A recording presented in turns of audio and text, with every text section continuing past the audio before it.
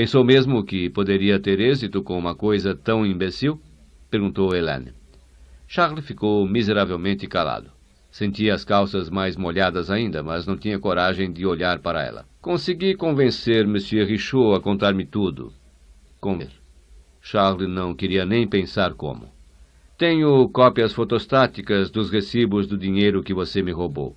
Posso fazê-lo passar 20 anos na cadeia. Fez uma pausa e acrescentou. Se eu quiser. As palavras dela só serviam para agravar o pânico de Charles. A experiência lhe demonstrava que a generosidade de Helene era ainda mais perigosa do que a cólera. Não tinha ânimo de olhar para ela. Não conseguia imaginar o que ela exigiria dele. Devia ser alguma coisa monstruosa. Helene voltou-se para Pierre Richaud. Não diga uma palavra sobre isto a ninguém, até eu resolver o que fazer. Sem dúvida alguma, Madame Ruth Martel, sem dúvida, e agora posso... Helene assentiu e Pierre Richaud deixou rapidamente a casa. Helene viu-o sair e em seguida voltou-se para o marido. Podia sentir o cheiro do medo dele. E de alguma coisa mais. Urina. Sorriu. Charles tinha-se urinado de medo. Havia-o adestrado bem. Estava contente com Charles. Era um casamento muito satisfatório. Ensinara Charles e ele havia reagido bem. Era um produto dela.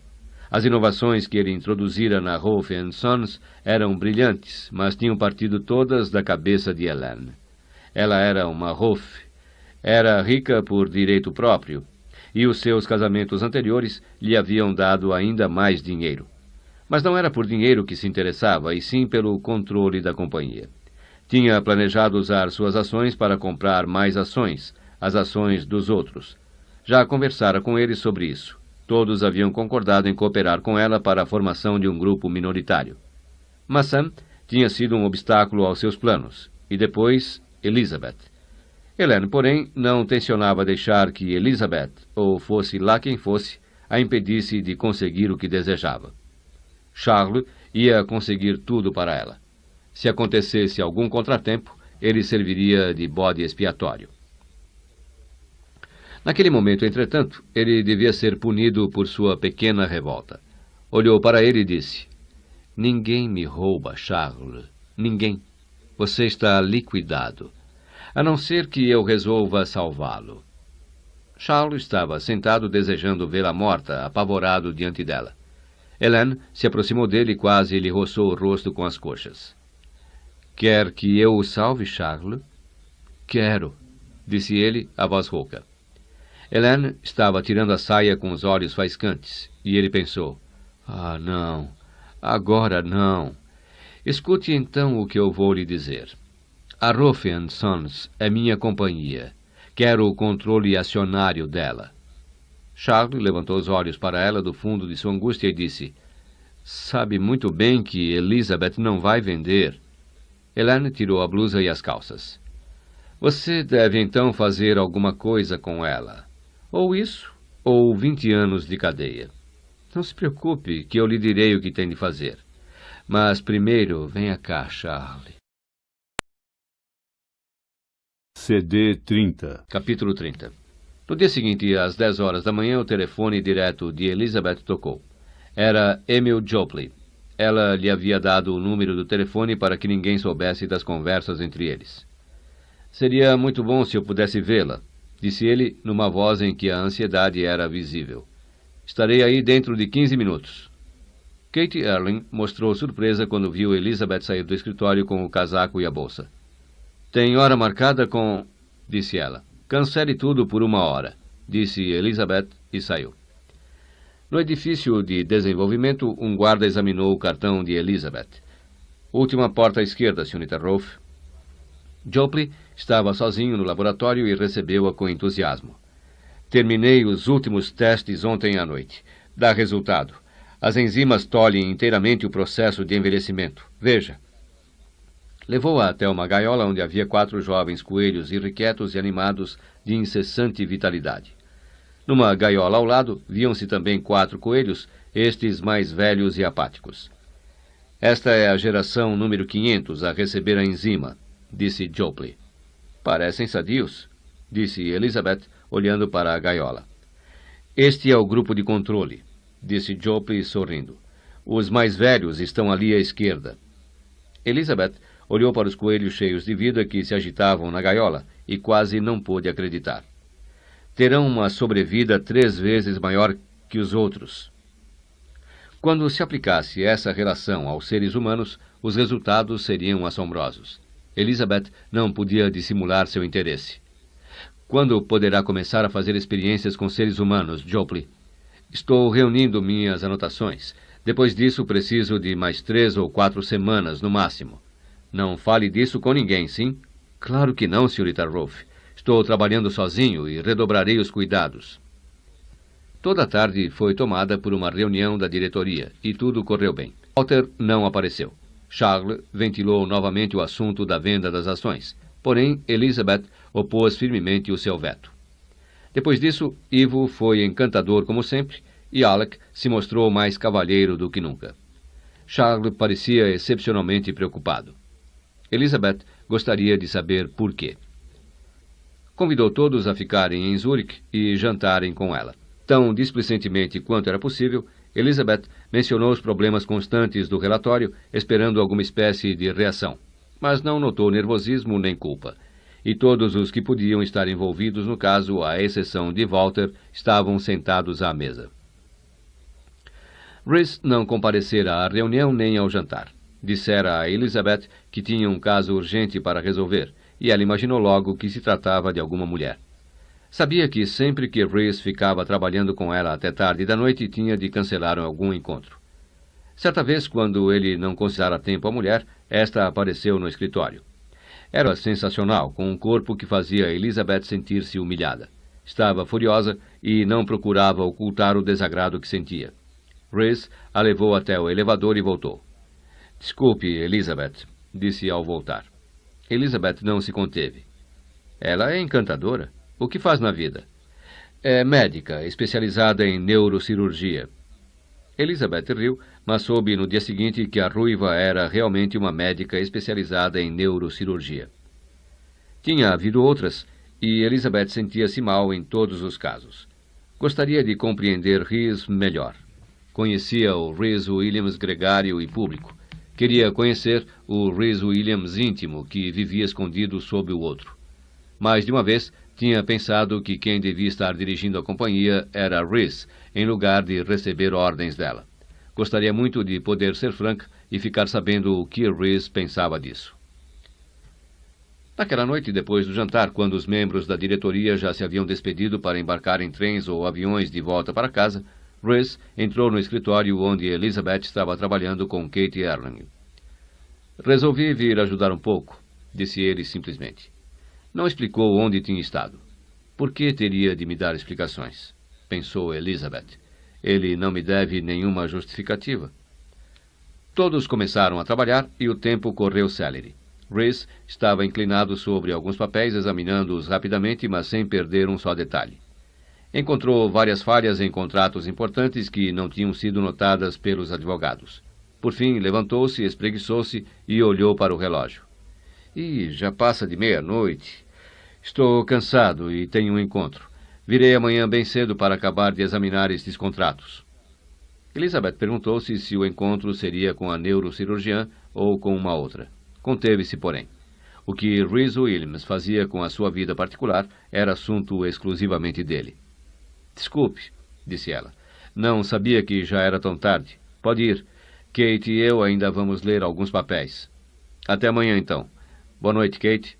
Boa noite, Sr. Williams. Elizabeth viu Rhys sair e voltou ao trabalho. Mas, um momento depois, pensava em Rhys de novo.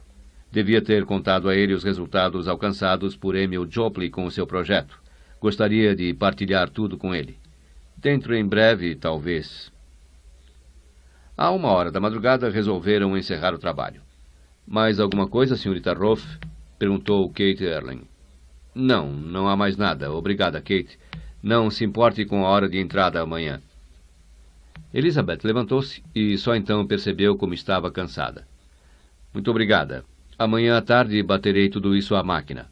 Ótimo, Kate. Elizabeth pegou o casaco e a bolsa e ficou à espera de Kate. Saíram juntas para o corredor e se encaminharam para o elevador privativo que estava com a porta aberta à espera. As duas entraram no elevador. Quando Elizabeth ia apertar o botão do térreo, ouviram o telefone tocar no escritório. "Vou atender, Sr. Rolfe. Pode ir descendo", disse Kate Erling, saindo do elevador.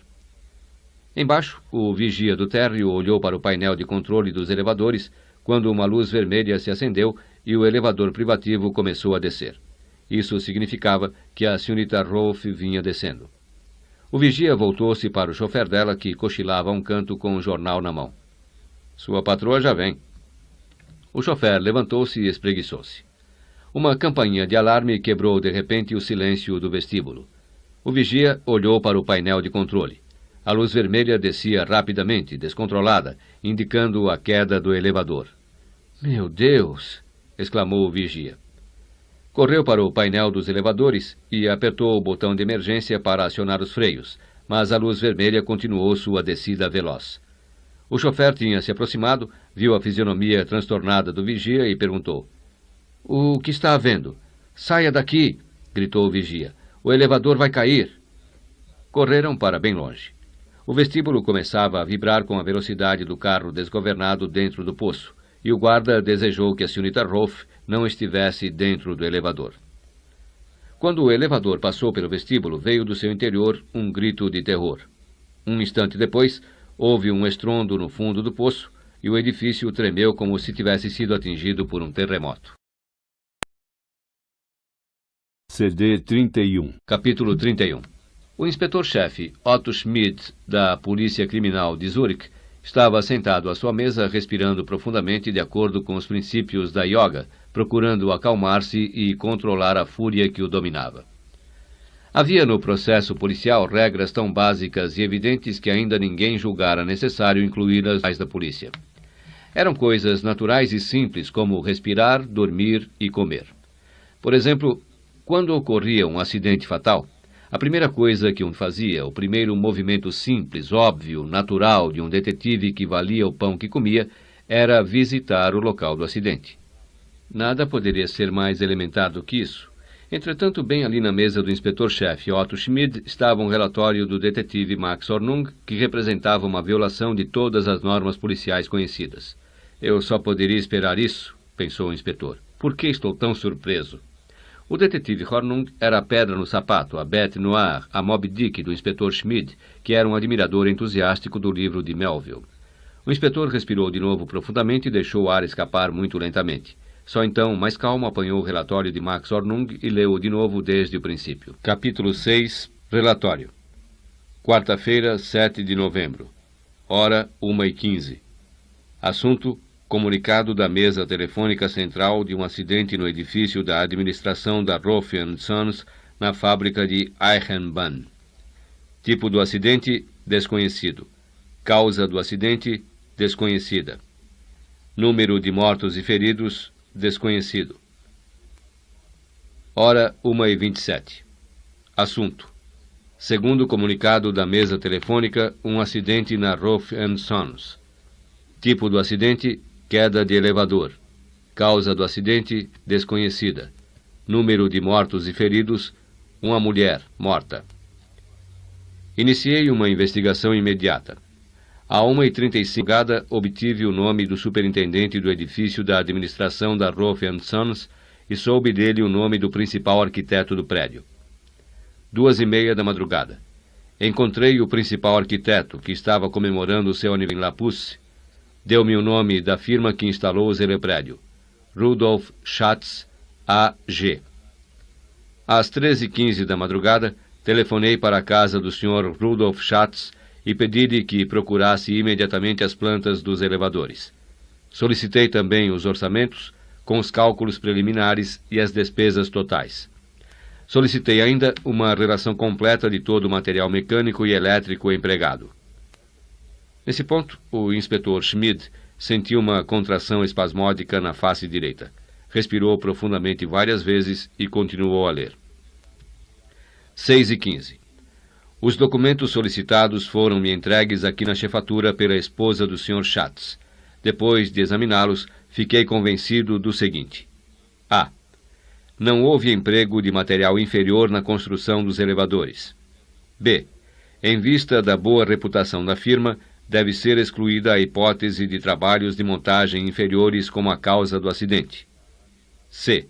As medidas de segurança de que foram dotados os elevadores foram satisfatórias. D. Minha conclusão, portanto, é que a causa da queda do elevador não foi um acidente. Assinado Max Hornung, detetive. NB. Como os meus telefonemas foram feitos de madrugada, é possível que a polícia receba queixas das pessoas a quem eu possa ter despertado.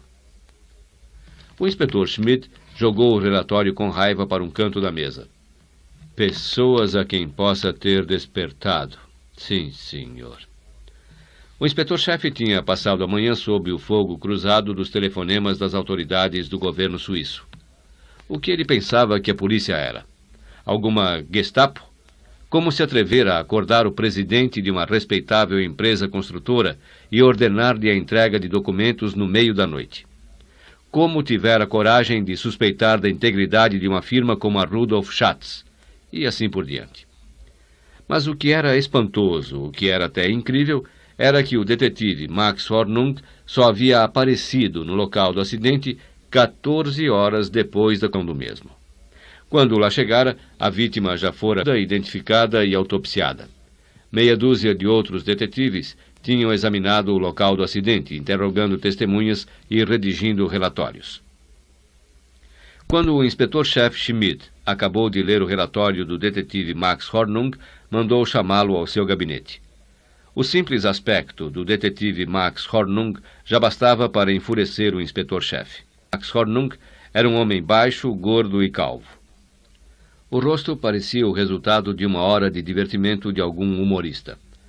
A cabeça era muito grande e as orelhas muito pequenas. A boca parecia uma ameixa comprimida contra um pudim. Além de tremendamente míope, Max Hornung ficava 10 centímetros abaixo da altura pelos regulamentos da Polícia Criminal de Zurich. Como se tudo isso não bastasse, ainda era arrogante. Havia unanimidade de sentimentos na polícia em relação a Max Hornung. Todos o odiavam. A mulher do inspetor-chefe perguntara um dia por que ele não demitia Hornung, e ele quase batera nela. A razão pela qual Max Hornung continuava a fazer parte da polícia de Zurich era que ele, por si só, havia contribuído mais para a Receita Nacional da Suíça do que todas as fábricas de relógios e chocolate do país juntas. Max Hornung era contador, um verdadeiro gênio matemático, dotado de um conhecimento enciclopédico de assuntos fiscais, de um instinto infalível para as trapaças humanas e de uma paciência que faria Jó chorar de inveja. Max tinha sido funcionário do Bertrug Abteilung, o departamento encarregado de fiscalizar as fraudes financeiras, as irregularidades na venda de ações e as transações bancárias, e ainda a entrada de dinheiro do território suíço. Foi Max Hornung quem bloqueou o contrabando de dinheiro ilegal para a Suíça, desmascarando engenhosos golpes financeiros no valor de muitos bilhões de dólares, o que levara para a prisão uma dezena dos mais respeitáveis líderes do mundo dos negócios. Pouco importava como o dinheiro fosse dissimulado, misturado, mandado para Seychelles, para ali ser manejado e transferido por meio de uma série complexa de empresas fantasmas. Ao fim de tudo, Max Hornung apurava a verdade. Em suma, tornara-se o terror da comunidade financeira suíça. Acima de todas as coisas, os suíços consideravam sagrada a sua privacidade. Com Max Hornung à solta, não podia haver vida particular. O salário de Max, como um cão de guarda financeiro, era bem modesto. Tinham tentado suborná-lo com 1 milhão de francos suíços numa conta numerada, um chalé em Cortina d'Ampezzo, um iate e, em meia dúzia de oportunidades, belas mulheres, todas adolescentes. Em todos os casos, o suborno fora rejeitado, sendo as autoridades devidamente notificadas. Max Hornung não dava importância ao dinheiro. Poderia tornar-se milionário se aplicasse a sua sagacidade financeira no mercado de ações, mas essa ideia nunca lhe ocorrera. Max Hornung só estava interessado numa coisa: surpreender aqueles que se desviavam do caminho da probidade financeira. Havia outra ambição no fundo do coração de Max Hornung, e essa ambição foi uma bênção para a comunidade financeira.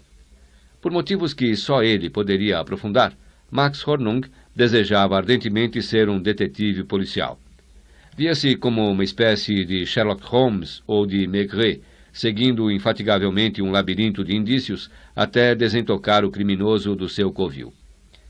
Quando um dos principais financistas da Suíça teve por acaso conhecimento dessa ambição de Max Hornung, reuniu-se imediatamente com alguns amigos de prestígio e, 48 horas depois, Max recebeu a oferta de um lugar de detetive na polícia de Zurique. Aceitou pressurosamente, sem quase acreditar na sua sorte. Toda a comunidade financeira da Suíça deu um suspiro coletivo de alívio e retomou as suas atividades ocultas. O inspetor-chefe Schmid não fora consultado sobre o caso. Recebera um telefonema do mais influente líder político da Suíça, fora instruído e o assunto terminara ali. Ou melhor, ali é que tudo havia começado.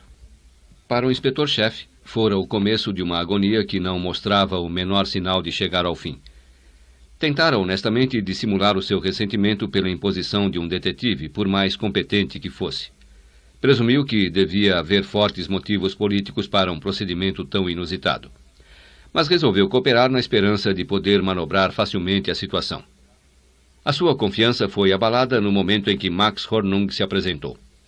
A aparência do novo detetive era por si só suficientemente ridícula. Mas o que assombrou o inspetor Schmid foi a atitude de superioridade que se desprendia daquele farrapo de gente. Era como se ele dissesse: "Bem, Max Hornung chegou. Descansem e não se preocupem mais com coisa."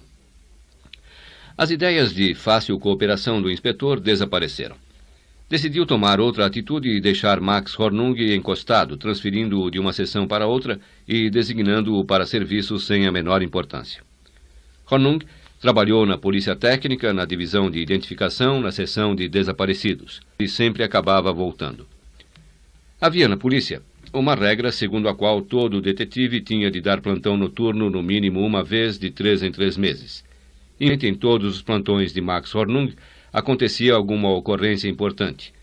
E enquanto os outros detetives do inspetor Schmid se esfalfavam investigando pistas, Max resolvia o caso. Era de exasperar. Não sabia absolutamente nada de processo policial, criminologia, medicina legal, balística ou psicologia criminal, coisas em que os outros detetives eram competentemente treinados. Mas, apesar disso, vivia resolvendo casos que desafiavam os outros. O inspetor-chefe Schmid tinha de chegar à conclusão de que Max Hornung era o homem mais sortudo do mundo. Na realidade, a sorte nada tinha que ver com o caso. O detetive Max Hornung esclarecia os casos policiais da mesma maneira que o contador Max Hornung desmascarara centenas de planos engenhosos para fraudar os bancos e o governo. Max Hornung tinha uma mente tacanha, por sinal. Precisava apenas de um fio solto, um pequeno fragmento que não se ajustasse ao resto da trama. Começava então a desenrolá-lo até que o plano que o criminoso brilhante começasse a estourar nas costuras. O fato de Max Hornung possuir uma memória fotográfica enlouquecia os seus colegas. Max podia se lembrar de qualquer coisa que tivesse visto, lido ou ouvido. Outra circunstância que depunha contra ele, se mais alguma era necessária, era a sua conta de despesas, que era uma fonte de perplexidade e confusão para todo o corpo de detetives. Na primeira vez em que ele apresentara uma conta de despesas, o Oberleutnant chamara-o ao seu gabinete e dissera cordialmente: "Notei alguns erros de cálculo nas suas contas, Max." Nota de rodapé. Oberleutnant, primeiro-tenente, em alemão no original. Nota do editor. Isso equivalia a acusar um campeão de xadrez de ter sacrificado a sua dama por descuido. Erros nas minhas contas? Sim, Max. Por exemplo, transporte através da cidade, 80 cêntimos. Volta, 80 cêntimos. O mínimo que gastaria num táxi seria 34 francos de ida e outro tanto de volta. Exatamente. Foi por isso que tomei o ônibus. Ônibus? Perguntou o Oberleutnant espantado. Nenhum dos detetives andava de ônibus quando estava investigando algum caso. Nunca se ouvira falar nisso. A única observação que lhe ocorreu fazer foi a seguinte: muito bem, Hornung. Não incentivamos desperdícios ou extravagâncias na polícia, mas temos uma margem para despesas bem razoável. Outra coisa. Você trabalhou durante 3 dias nesse caso. Esqueceu-se de incluir as despesas com as suas refeições. Está enganado, Herr Oberleutnant. De manhã tomo apenas café. Preparo o almoço em casa e sempre o levo numa marmita. O jantar dos 3 dias está relacionado aqui. E estava. 3 jantares por 16 francos. Devia ter comido em alguma cantina do Exército de Salvação. O Oberleutnant disse friamente: Detetive Hornung, este departamento existia havia mais de 100 anos, quando o senhor veio trabalhar aqui, e continuará a existir pelo menos mais 100 anos depois que sair. Há aqui certas tradições que devem ser observadas. Pense pelo menos nos seus colegas e faça uma revisão dessa prestação de contas. Certo, senhor. Sinto muito que não tenha sido correto. Não tem importância. Afinal de contas, é novo aqui. Meia hora depois, Max Hornung voltava com a prestação de contas revista. Diminuíra as despesas feitas em cerca de 3%. Naquele dia de novembro, o inspetor-chefe Schmid tinha nas mãos o relatório do detetive Max Hornung, o qual se achava de pé diante dele. Hornung estava com um terno azul marinho, sapatos marrons e meias brancas. Apesar de suas resoluções e dos seus exercícios respiratórios, o inspetor-chefe Schmid falava aos gritos. Você estava de plantão quando foi recebida a comunicação. Cabia-lhe investigar o acidente. Você só chegou ao local 14 horas depois. Durante todo esse tempo, toda a polícia da Nova Zelândia podia ter vindo até aqui e voltado depois de investigar o caso. Não, inspetor. Está enganado. O tempo de uma viagem da Nova Zelândia até aqui num avião a jato é de... Ora, cale a boca! Schmidt passou a mão pelos cabelos, pensando no que iria dizer àquele homem. Não era possível insultá-lo nem tentar argumentar com ele. Era apenas um pobre imbecil de sorte. Não posso tolerar incompetência no meu departamento, Hornung. Quando os outros detetives chegaram aqui e viram a comunicação, foram imediatamente para o local do acidente. Chamaram uma viatura, levaram o corpo para o necrotério depois de identificá-lo. Em suma, Hornung, fizeram tudo o que um bom detetive tinha de fazer. Enquanto isso, você esteve calmamente sentado, acordando pelo telefone metade dos homens mais importantes da Suíça. Pensei que não é preciso pensar. Passei a manhã toda pedindo desculpas pelo telefone por sua causa. Eu tinha de saber... Retire-se, Hornung. Está bem. Posso ir ao enterro hoje de manhã? Pode, sim. Obrigado, inspetor. Pode ir. Só meia hora depois, o inspetor-chefe Schmid conseguiu respirar normalmente. CD 32. Capítulo 30. A capela funerária em Seulfeld estava repleta. Era um velho edifício de pedra e mármore com salas de velório e um crematório. Cerca de 2 dezenas de diretores empregados da Roth & Sons ocupavam a primeira fila de cadeiras. Mais ao fundo, entre pessoas amigas, representantes da comunidade e repórteres. Na última fila estava o detetive Hornung, pensando em como a morte era uma coisa ilógica. O homem atingia seu auge e então, quando tinha o máximo para viver e para dar, morria. Não podia haver maior desperdício e ineficiência. O caixão era de mogno e estava coberto de flores. Mais desperdício, pensou Hornung. O caixão estava fechado e ele compreendia o motivo. Um ministro estava falando com uma voz de dia de juízo final. A morte no meio da vida, nascida no pecado, das cinzas para as cinzas. Mas Max não prestava muita atenção às palavras. Observava as pessoas presentes. O Senhor deu a vida e o Senhor a tomou. E as pessoas começaram a levantar-se e encaminhar-se para a saída. A cerimônia estava encerrada. Max permaneceu próximo à porta, e quando um homem e uma mulher se aproximaram dele, deu um passo em direção à mulher e disse: Senhorita Elizabeth Roth, poderia dar-me uma palavra? O detetive Max Hornung estava sentado com Elizabeth Roth e Rhys Williams num reservado de uma confeitaria defronte da capela. Pela vitrina, viram o caixão ser levado para um cinzento. Elizabeth olhou para o outro lado. "Que deseja?" perguntou Rhys. "A senhorita Rolfe já prestou declarações à polícia." O detetive Max Hornung disse: "É o Sr. Williams, não é? Há apenas alguns detalhes que desejo verificar." "Não pode deixar para depois? A senhorita Rolfe ainda está abalada com o que aconteceu." Elizabeth tocou no braço de Rhys. "Não tem importância, desde que eu possa ajudar em alguma coisa. O que deseja saber, detetive Hornung?" Max olhou para Elizabeth e, pela primeira vez em sua vida, sentiu-lhe fugirem as palavras. As mulheres eram tão estranhas para Max como seres de outro planeta. Eram ilógicas, imprevisíveis, sujeitas a reações mais emocionais que racionais. Não era possível contar com elas. Max tinha poucos impulsos sexuais, pois era orientado pelo cérebro, mas podia apreciar a lógica exata do sexo. Era a construção mecânica de partes móveis que se ajustavam num todo coordenado e funcional que lhe interessava. Era essa a poesia do amor para Max. Era dinamismo puro, e Max notava que os poetas em geral não viam isso. As emoções eram imprecisas e incertas, um desperdício de energia incapaz de mover um grão de areia, enquanto a lógica podia impulsionar o mundo. O que espantava Max era o fato de ele se sentir à vontade com Elizabeth. Isso o inquietava.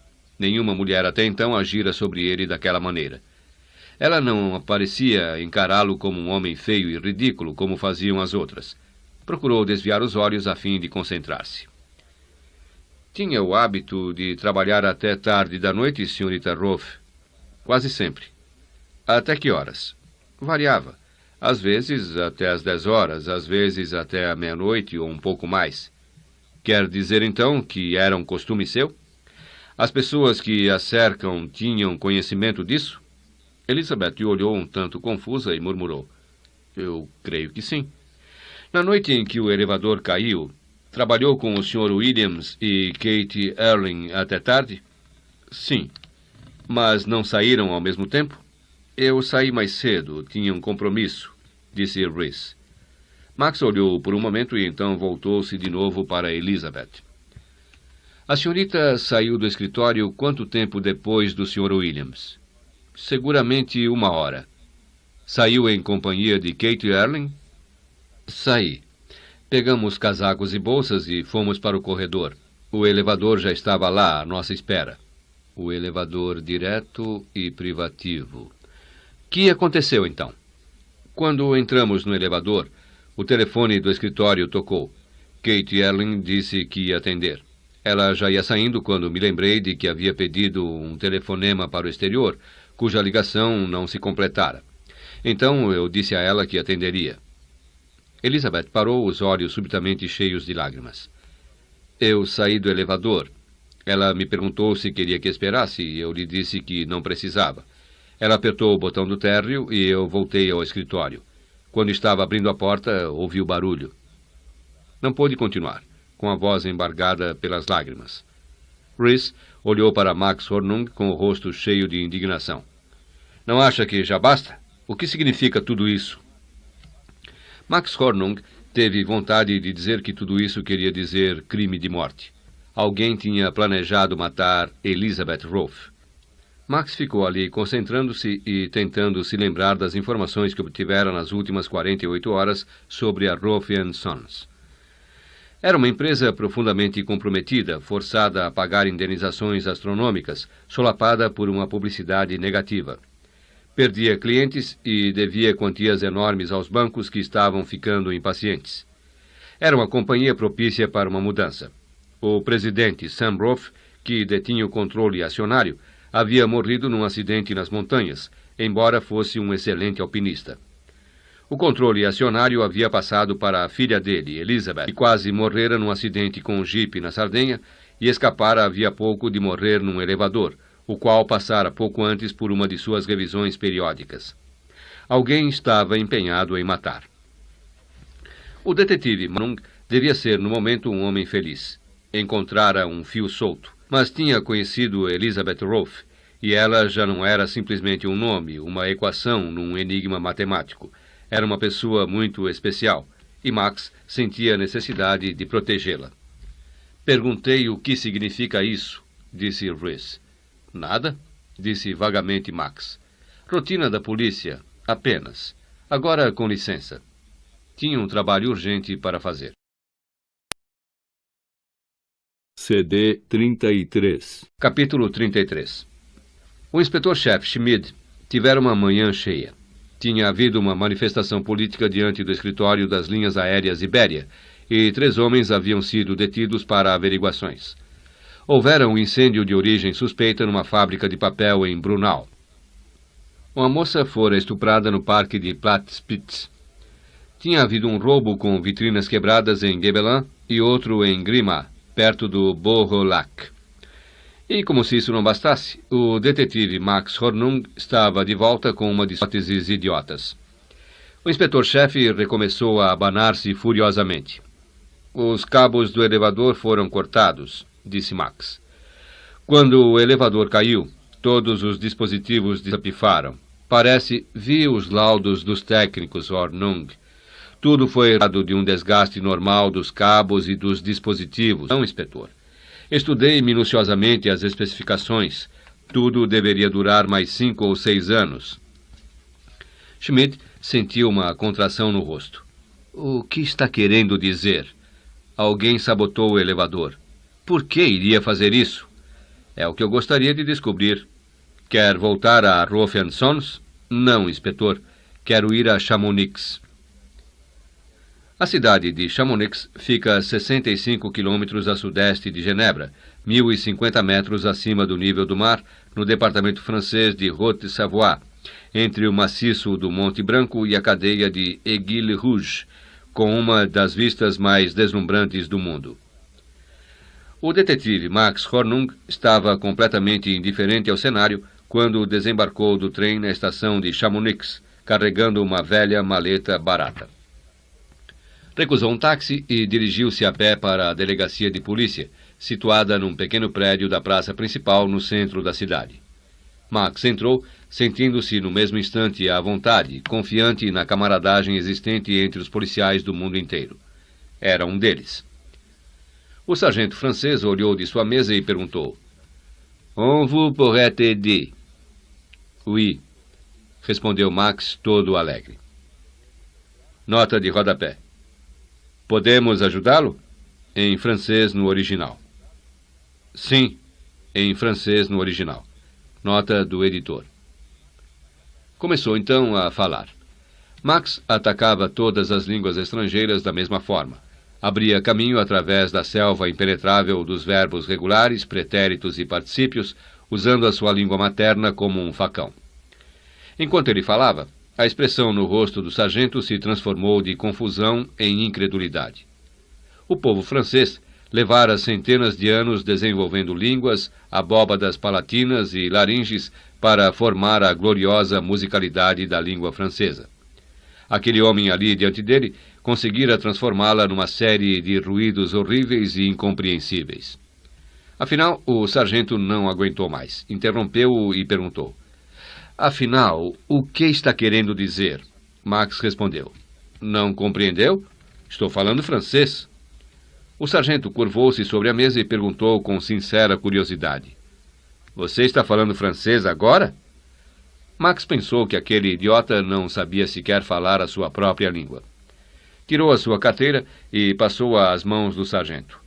Este a examinou com todo cuidado, olhando de vez em quando para Max. Era impossível crer que o homem que estava à sua frente fosse um detetive. Devolveu por fim a carteira a Max e perguntou: Em que posso servi-lo? Estou investigando um acidente de alpinismo que houve aqui há 2 meses. O nome da vítima era Sam Roth. Lembro-me desse caso, disse o sargento. Gostaria de falar com alguém que pudesse me dar alguma informação sobre o acidente. Deve procurar a organização de socorros aos alpinistas. O nome exato é Société Chamoniarde de Secours en Montagne. Fica na Place du Mont Blanc. O número do telefone é 531689. Pode obter também alguma informação na clínica. Fica na Rue du Valais, telefone 530182. Espere que eu vou escrever tudo. Não é preciso, disse Max. Société Chamoniarde de Secours en Montagne, Place du Mont Blanc, 531689. A clínica é na Rue du Valais, 50182. O sargento ainda parecia espantado muito tempo depois de Max ter saído.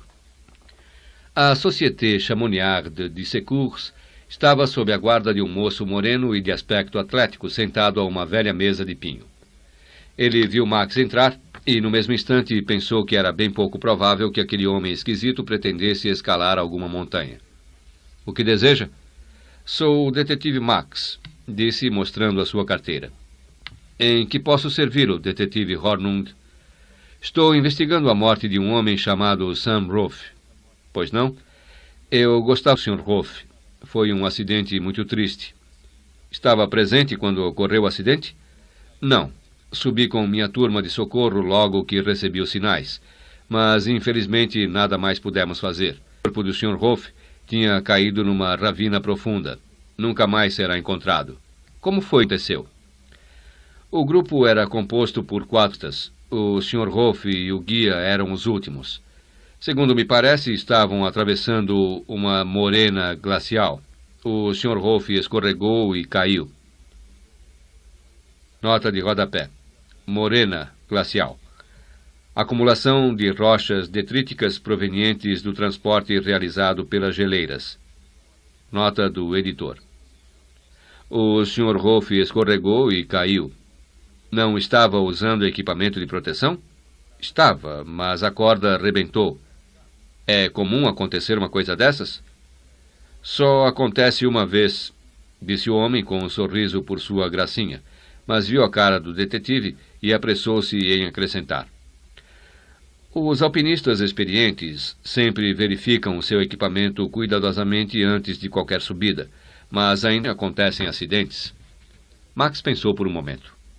Gostaria de falar com o guia de Sam Rolfe. O guia habitual do Sr. Rolfe não pôde subir nesse dia. Por quê? Se não me engano, estava doente. Outro guia tomou ele. Sabe como se chama? Se esperar um pouco, pode. O homem desapareceu numa sala contígua e voltou minutos depois com um papel na mão. Aqui está o nome do guia. Hans Bergman. Onde posso encontrá-lo? Ele não é daqui. Mora numa aldeia chamada Les Gets. Fica a cerca de 60 quilômetros daqui. Antes de Max sair de Chamonix, passou pela portaria do Clan Scheidegg Hotel e falou com o recepcionista. E estava trabalhando quando Sam Rolfe esteve hospedado aqui? Estava sim. Foi uma coisa triste aquele acidente. O Sr. Rolfe estava sozinho? Não, estava com um amigo. Um amigo? Tem certeza? Tenho. O Sr. Rolfe fez as reservas dos quartos para os 2. Pode me dizer o nome desse amigo? Sem dúvida. Abriu o livro de registro, virou algumas páginas, correu o dedo e disse: Aqui está. Max levou quase 3 horas para chegar a Les Gets num Volkswagen, o carro mais barato que encontrou para alugar em Chamonix. Quase passou reto. Não era sequer uma aldeia. Algumas lojas, uma cabana alpina e um armazém com uma bomba de gasolina. Max parou o carro e entrou na cabana. Havia meia dúzia de homens conversando diante da lareira acesa, mas a conversa cessou no momento em que ele entrou. Desculpem, mas quero falar com o Sr. Hans Bergman. Com quem? Com Hans Bergman, o guia. Ele é desta aldeia. Um velho com um rosto bastante enrugado cuspiu na lareira e disse: Devem ter feito alguma brincadeira com o senhor. Nunca ouvi falar em nenhum Hans Bergman. CD 34. Capítulo 34. Era o primeiro dia em que Elizabeth ia ao escritório depois da morte de Kate Erling, uma semana antes. Entrou nervosamente no vestíbulo do térreo, respondendo mecanicamente aos cumprimentos do porteiro e dos guardas. Viu nos fundos operários que consertavam as portas destruídas do elevador. Pensou em Kate Erling e imaginou o terror que ela devia ter sentido quando caiu para a morte da altura de 12 andares. Elizabeth sabia que nunca mais seria capaz de entrar naquele elevador. Quando entrou no escritório, a sua correspondência já tinha sido aberta por Henriette, a nova secretária, que havia colocado tudo bem arrumado em cima de sua mesa. Elizabeth passou os olhos rapidamente por tudo, escrevendo notas para as respostas ou encaminhando os casos para os vários departamentos. Embaixo havia um grande envelope fechado com uma observação. Elizabeth Rolfe, pessoal. Abriu-o e tirou uma fotografia. Mostrava uma criança mongoloide com os olhos esbugalhados. Preso à fotografia havia o seguinte bilhete: Este é meu belo filho John. Foram as suas drogas que provocaram isso. Vou matá-la. Elizabeth deixou cair o bilhete e a fotografia e percebeu que suas mãos estavam trêmulas. Henriette entrou na sala com alguns papéis. Aqui estão alguns papéis para serem assinados, disse ela, mas viu o rosto de Elizabeth e perguntou: Aconteceu alguma coisa?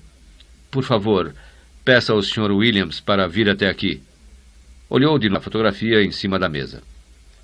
A Rolfe & Son não podia ser responsável por uma coisa tão horrível quanto aquela. A culpa foi nossa, disse Rhys. Uma partida de medicamentos com rótulos errados. Conseguimos recolher quase tudo, mas em alguns casos não foi possível. Há quanto tempo aconteceu isso? Há quase 4 anos. Quantas pessoas foram prejudicadas? Cerca de 100. Todas foram indenizadas. Nem todos os casos foram tão graves assim. Escute, Elizabeth, temos o máximo cuidado. Todas as precauções de segurança são tomadas, mas afinal as pessoas são humanas e podem errar. Elizabeth continuava a olhar para a fotografia. Mas isto é horrível. Não deviam ter deixado esta carta chegar às suas mãos. Passou a mão pelos bastos cabelos pretos e acrescentou: A ocasião é horrível, mas dizer-lhe que temos problemas mais importantes do que esse. Não acredito, mas pode falar. A Administração Federal de Drogas acaba de chegar a uma decisão contra nós no caso dos sprays. Dentro de 2 anos, os produtos com aerosol serão inteiramente proibidos. O que significa isso para nós? Não poderia ser pior. Teremos de fechar meia dúzia de fábricas através do mundo e perder um dos nossos melhores produtos. Elizabeth pensou em Emil Jones e no medicamento que ele estava preparando, mas nada disse a Rhys. Que mais? Já leu jornais? Não. A esposa de um ministro belga, Madame Van den Log, tomou alguns comprimidos de Benexan. É um de nossos medicamentos? Sim, um antihistamínico. É contraindicado para as pessoas portadoras de hipertensão. O rótulo contém a advertência. Ela tomou os comprimidos apesar disso. E que foi que aconteceu? Está em coma. Talvez não escape. Os jornais salientam o fato de que se trata de um produto nosso. Há cancelamentos de encomendas em todo o mundo. A Administração Federal de Drogas já nos avisou que vai iniciar uma investigação, mas isso durará no mínimo 1 ano. E enquanto não acabarem, poderemos continuar a vender o medicamento. Quero que ele seja retirado do mercado, disse Elizabeth. Não há nenhum motivo para fazer isso. É um remédio para... Já teve efeitos prejudiciais em outras pessoas? Centenas de milhares de pessoas foram beneficiadas, disse Rhys. Estou lhe dizendo que é um dos nossos melhores remédios. Não respondeu à minha pergunta. Creio que houve alguns casos isolados, mas quero que seja retirado do mercado imediatamente. Rhys ficou alguns instantes calado, procurando dominar a sua irritação. Por fim perguntou: Quer saber quanto isso vai custar à companhia? Não. Está bem. Até agora só soube das boas notícias. As más. Os banqueiros querem nova reunião com você, agora mesmo. Querem receber o dinheiro. Elizabeth ficou no escritório sozinha, pensando no menino mongoloide e na mulher que estava em coma porque tomaram remédio produzido pela companhia. Ela bem sabia que tragédias dessa espécie atingiam outras companhias de produtos farmacêuticos e não apenas a Rolfe & Sons. Os jornais publicavam quase diariamente casos semelhantes, mas a reação dela nunca fora tão forte. Sentia-se pessoalmente responsável. Ia ter uma conferência com os chefes dos departamentos para ver a possibilidade de se reforçarem as medidas de segurança. Este é meu belo filho John. Madame Van den Log está em coma e pode morrer. Os banqueiros querem receber o dinheiro. Sentia-se atordoada, como se tudo começasse a desabar ao mesmo tempo sobre sua cabeça. Pela primeira vez, Elizabeth duvidou seriamente de que fosse capaz de enfrentar tudo aquilo. As cargas eram muito pesadas e estavam se acumulando com muita rapidez. Voltou-se um pouco na cadeira para olhar na parede o retrato do velho Samuel. Parecia tão capaz e tão seguro. No entanto, ela sabia das dúvidas, das incertezas e dos desesperos que o haviam acometido. Mas ele havia superado tudo. Ela conseguiria sobreviver também. Era uma Rolfe. Notou que o retrato estava ligeiramente inclinado. Devia ser consequência da queda do elevador. Levantou-se para endireitá-lo. No momento em que tocou no retrato, o gancho que o prendia à parede se soltou e o quadro caiu. Elizabeth nem olhou para ele. Estava com os olhos fixos na parede. No lugar onde estivera o retrato, havia um pequeno microfone preso à parede.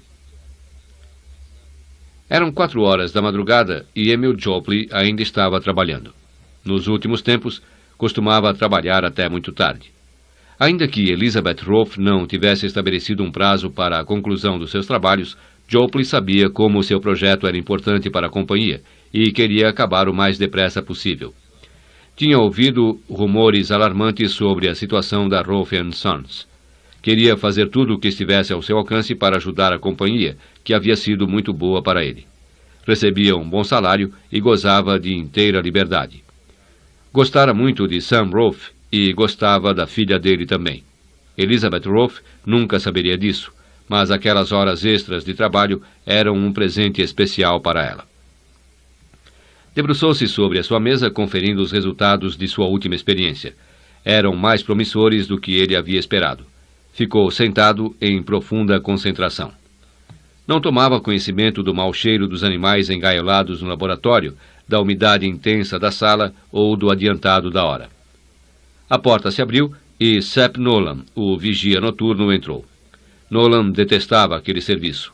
Dava-lhe arrepios andar à noite pelos laboratórios experimentais desertos. O cheiro dos animais presos provocava-lhe engulhos. Nolan gostaria de saber se os animais ali mortos tinham alma e voltavam para aterrorizar-os. Devia requerer um pagamento extra para aturar os fantasmas dos bichos. Todo mundo no edifício já fora para casa há muito tempo. Só o cientista louco ainda estava ali entre seus bichos. "Vai demorar muito ainda, doutor?" perguntou Nolan. Jopley levantou a vista, tomando pela primeira vez conhecimento do vigia. "O quê?" "Se vai ficar aqui ainda, posso buscar um sanduíche ou o que quiser. Estou indo para a cantina." "Só café", murmurou Jopley, voltando aos seus papéis. "Vou fechar a porta principal para ir à cantina. Não demore." Jopley nem o ouviu. 10 minutos depois, a porta do laboratório foi de novo aberta e alguém disse: "Está trabalhando até bem tarde, Emil." Jopley levantou a vista espantado. Quando viu quem era, ergueu-se da cadeira. De certo modo, era uma honra que aquele homem tinha vê-lo. "É preciso, chefe", murmurou. "O projeto da Fonte da Juventude é muito secreto." Emil Jopley hesitou. A senhorita Rolfe havia dito que ninguém devia saber dos seus trabalhos. Mas, sem dúvida, essa determinação não podia estender-se àquela pessoa. Fora aquele homem o responsável por sua entrada na companhia. Por isso, sorriu e disse: "Sim, senhor, muito secreto." "Ótimo. Continue assim. Como vai tudo?" "Mente." O visitante se encaminhou para uma das gaiolas de coelhos e Emil Jopley o acompanhou. "E lhe explique alguma coisa?" "Não é preciso", disse o homem sorrindo. "Estou mais ou menos a par de tudo." Quando o visitante se voltou para sair, roçou o braço num prato vazio de rações que estava numa prateleira, e o prato caiu no chão. "Desculpe, pode deixar que eu apanho", disse Jopley.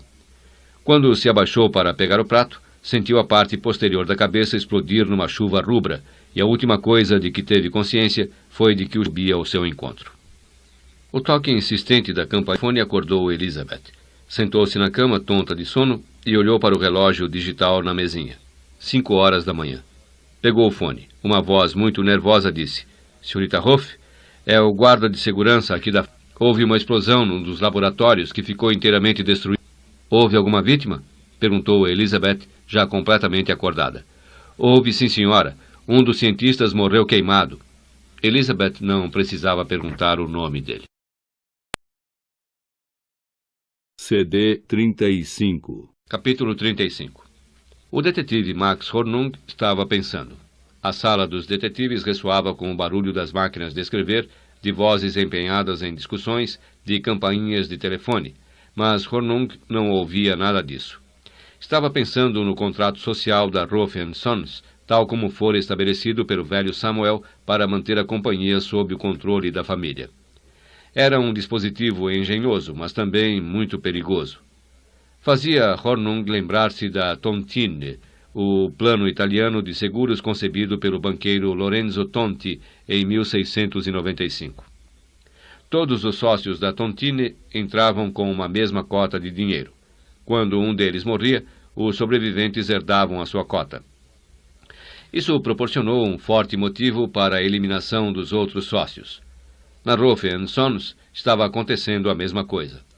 Era uma tentação muito grande fazer as pessoas herdarem ações no valor de muitos milhões e, ao mesmo tempo, impedi-las de vender, a menos que houvesse acordo unânime. Max sabia que Sam Roth não havia concordado com a venda. Estava morto. Elizabeth Roth também não havia concordado com a venda, e já escapara 2 vezes da morte. Eram acidentes demais. O detetive Max Hornung não acreditava em acidentes. Foi falar com o inspetor-chefe Schmid. O inspetor escutou o que Hornung lhe disse sobre o acidente de alpinismo de Sam Roth e resmungou. Está bem, houve uma confusão com o nome do guia. Dificilmente isso pode constituir um indício de homicídio, pelo menos no meu departamento. O detetive retrucou pacientemente. Na minha opinião, não é apenas isso. A Roth & Sons está envolvida em graves problemas internos. Talvez alguém tivesse pensado que o afastamento de Sam Roth poderia resolver esses problemas. Schmidt encarou firmemente o detetive Hornung. De certo, não havia em tudo aquilo senão as hipóteses malucas do detetive. Mas a perspectiva de ver o detetive Max Hornung fora de suas vistas era uma coisa que o enchia de alegria. A ausência dele levantaria o moral de todo o departamento. E havia outro ponto importante a levar em conta. Hornung pretendia investigar nada menos que a poderosa família Roth. Em circunstâncias normais, teria ordenado que não se aproximasse nem em pensamento dos Roths. Se Hornung os irritasse, e isso não poderia deixar de acontecer, tinham bastante prestígio para expulsá-lo da polícia. E ninguém teria qualquer acusação contra o inspetor-chefe Schmid. Não havia forçado de maneira alguma o pequeno detetive. Em vista de tudo isso, disse a Max Hornung. Fica encarregado do caso. Pode levar o tempo que julgar necessário. Muito obrigado, disse Max, todo feliz. Quando Max ia pelo corredor em direção à sua sala, encontrou-se com o médico legista. Posso explorar a sua memória um minuto, Hornung? Como assim? A patrulha acaba de pescar um corpo na água. É uma mulher. Quer olhante? Está bem. Não era uma tarefa que dasse a Max, mas ele achava que aquilo fazia parte dos seus deveres. O corpo da mulher estava depositado numa das gavetas de metal impessoais do necrotério. Era loura e devia ter no máximo 20 anos. O corpo estava inchado devido à longa permanência na água e nu, apenas com uma fita vermelha amarrada ao pescoço. Havia sinais de relações sexuais pouco antes da morte. A mulher fora estrangulada e depois jogada à água. Não morreu afogada, pois não há água nos pulmões. Não temos no arquivo as impressões digitais dela. Já a viu em algum lugar? O detetive Max Hornung olhou atentamente para o rosto da mulher e disse, não. Saiu então para pegar um ônibus para o aeroporto. CD 36. Capítulo 36. Quando o detetive Max desembarcou no aeroporto de Costa Esmeralda, na Sardenha, alugou o carro mais barato que pôde achar, um Fiat 500, e tomou o caminho de Olbia. Diferente do resto da Sardenha, Olbia era uma cidade industrial, e os seus arredores, providos de qualquer beleza, eram uma grande extensão de usinas, um depósito de lixo e um gigantesco cemitério de carros velhos. Ao vê-lo, Max refletiu que todas as cidades do mundo tinham esses depósitos de automóveis, como se fossem monumentos da civilização. Chegando ao centro da cidade, parou diante de um prédio em cuja fachada se lia o seguinte letreiro. Questura di Sassari, Comissariato di Polizia Olbia. No momento em que entrou no edifício, ele sentiu o caráter familiar de identidade, de participação. Mostrou sua identidade ao sargento de plantão e, minutos depois, era levado ao gabinete do delegado, Luigi Ferraro. Este se levantou com um sorriso no rosto. O sorriso se desvaneceu quando ele viu a figura do homem que o procurava. Havia na aparência de Max Hornung alguma coisa que não se ajustava ao conceito que o delegado fazia de detetive. Pode mostrar-me a sua identificação? De posse da carteira, o delegado examinou-a cuidadosamente, devolvendo-a em seguida. Formulou então a ideia de que a Suíça devia estar enfrentando uma grande escassez de gente para a polícia, pois, do contrário, não admitiria um homem como aquele. Que deseja? Max começou a explicar-se em italiano fluente. O problema foi que o delegado Ferraro demorou um pouco para descobrir que língua Max estava falando. Quando compreendeu a intenção do homem, levantou a mão e disse: Basta. Fala inglês? É claro, respondeu Max. Peço-lhe então que conversemos em inglês. Quando Max acabou de falar, o delegado disse: Está enganado, signore. Posso lhe assegurar que está perdendo o seu tempo. Meus mecânicos já examinaram o jipe e todos concordaram em que foi um acidente. Mas eu ainda não o examinei, disse imperturbavelmente Max Hornung. Muito bem. O jipe está agora à venda numa garagem. Mandarei um dos meus homens levá-lo até lá. Gostaria de ver o local do acidente? Max piscou os olhos e perguntou: Para quê? O detetive Bruno Campagna foi designado como acompanhante de Max. Já verificamos tudo, disse Campagna. Foi um acidente?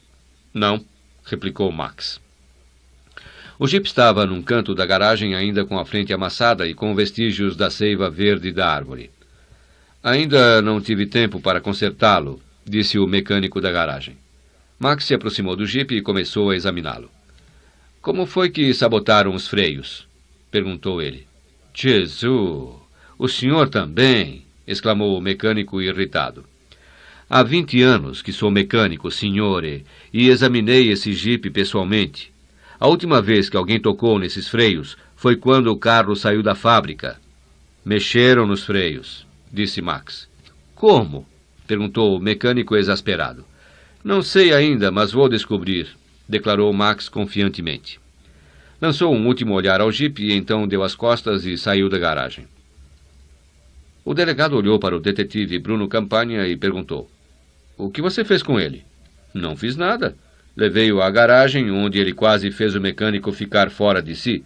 Depois ele me disse que queria dar uma volta sozinho. Inacreditável. Max estava na praia, olhando as águas esmeraldinas do Tirreno, mas não viu coisa alguma. Estava concentrado procurando juntar todos os fragmentos. Tudo era como um gigantesco quebra-cabeça. Tudo se encaixava exatamente no seu lugar quando se sabia onde a peça devia se ajustar. O jipe era uma parte pequena, mas importante do enigma. Os freios tinham sido examinados pelos mecânicos, de cuja honestidade e competência não havia motivos para duvidar. Aceitava, portanto, o fato de que não tinham tocado nos freios do jipe. Mas como Elizabeth tinha dirigido o jipe e alguém desejava sua morte, tinha também de aceitar o fato de que haviam mexido nos freios. Não havia meio de fazer isso, mas alguém tinha feito. Max estava diante de uma coisa executada com muita habilidade, e isso tornava tudo mais interessante. Deu alguns passos na areia e procurou concentrar-se de novo. Pensou nos elementos do enigma, mudando-os de lugar, dissecando-os, reagrupando tudo. 20 minutos depois, a última peça se encaixou. Max abriu os olhos e pensou com admiração no homem que imaginara aquilo. Tinha de conhecê-lo. Depois disso, o detetive Max Hornung tinha duas coisas a fazer. Uma fora e a segunda nas montanhas. Pegou o último avião da tarde para Zurique, classe turista. CD 37. Capítulo 37. O chefe da segurança da Roth & Sons disse a Elizabeth: Tudo aconteceu com muita rapidez, senhorita Roth. Nada pudemos fazer. No momento em que conseguimos colocar o aparelhamento de combate ao fogo em ação, o laboratório já estava destruído. Encontrados os restos do corpo carbonizado de Emil Jopley. Não se podia saber se a sua fórmula fora retirada do laboratório antes da explosão. O edifício de desenvolvimento estava sob vigilância ininterrupta, não estava? Estava sim. Nós, há quanto tempo chefia o nosso departamento de segurança? 5 anos. Eu está despedido. O homem ia dizer alguma coisa, mas mudou de ideia. Está bem. Quantos homens trabalham sob suas ordens? 65. 65 homens. E não tinham conseguido salvar o Jopley. Estão todos despedidos. Tenho prazo de 24 horas para sair daqui. Escute, Sr. Acha que está sendo justa? Elizabeth pensou em Emil Jopley, nas preciosas fórmulas que tinham sido roubadas e no microfone escondido no seu escritório e que ela esmagara com o salto do sapato. Saia daqui, disse ela. Passou a manhã toda esforçando-se por afastar do espírito a imagem do corpo carbonizado de Emil Jopley e do seu laboratório cheio de animais queimados. Procurou não pensar no prejuízo que a companhia teria com a perda daquela fórmula. Era possível que, dentro em pouco, uma companhia rival a patenteasse. Não havia nada que pudesse fazer. Vivia numa selva sem lei. Quando os concorrentes acreditavam que a vítima estava sem forças, acorriam para o golpe final. Mas, no caso, não se tratava de um concorrente, e sim de um amigo fatal. Elizabeth tomou providências para a contratação imediata de uma nova força de segurança constituída de profissionais. Sentir-se-ia mais segura cercada de estranhos. Telefonou para o Hôpital Internationale de Bruxelas para ter notícias de Madame Van den Long, a esposa do ministro belga. Disseram-lhe que ela ainda estava em coma e que as possibilidades de recuperação eram incertas. Elizabeth ainda estava pensando em Emil Jopley, no menino mongoloide e na senhora belga, quando Rhys Williams entrou no escritório. Olhou para o rosto dela e perguntou: "As coisas estão tão ruins assim?" Ela fez tristonhamente um sinal afirmativo. Rhys viu seu rosto abatido e esgotado. Era difícil saber até onde ela poderia resistir. Aproximou-se, tomou nas suas mãos as de Elizabeth e disse: "Há alguma coisa que eu possa fazer para ajudá-la?" "Pode fazer tudo", pensou Elizabeth. Precisava desesperadamente de Rhys. Precisava da energia, da ajuda e do amor dele. Os olhos de ambos se encontraram e ela se viu prestes a cair nos braços dele e dizer-lhe tudo o que havia acontecido, tudo o que estava acontecendo.